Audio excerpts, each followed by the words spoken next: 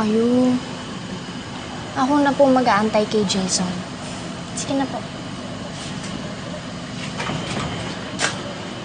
Jason, buting lang nandito ka na. Kanina pa ako nag-aalala, kinakabahan.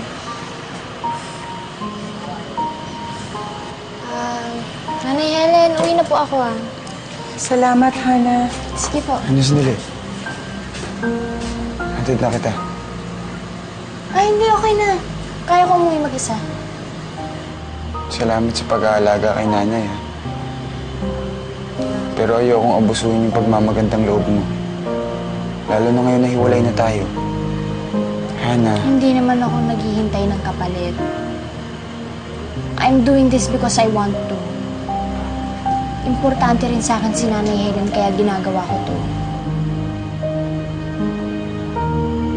Go ahead.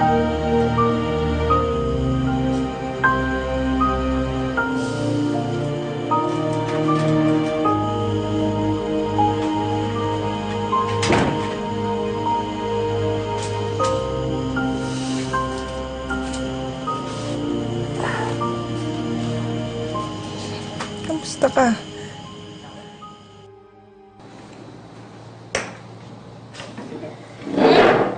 Nakauwi ka na pala. Bakit hindi mo nilang hakutin yung mga gamit mo at bitbitin mo doon sa barong-barong ni Jason? Total, parang doon ka na rin naman nakatira. Ma, can you stop? I don't need your sermon right now. He, hindi nga lang dapat sermon binibigay ko sa'yo, Hane.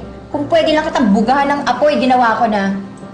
Hindi ko kasi maisip kung ano pumasok dyan sa kukote mo. Nagpapaalipin ka sa mag-inang yun. Hindi kita pinalaki para maging katulong. Because that's the only way I can be with Jason. Because, tantanan mo na yan, pwede ba? Yung kabaliwan mo at kalimutan mo na yung Jason na yan. Oh, Ma.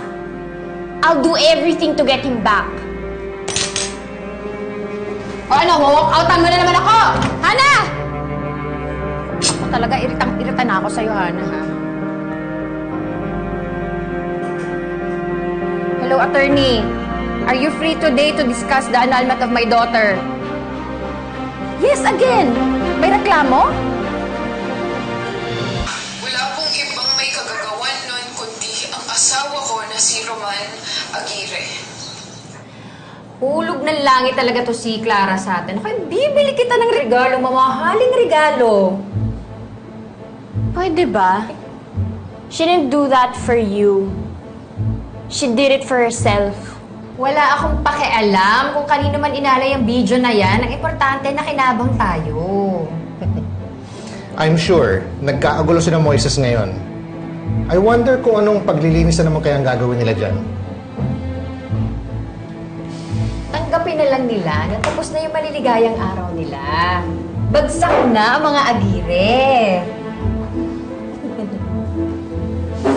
Walk-outan mo na naman ako.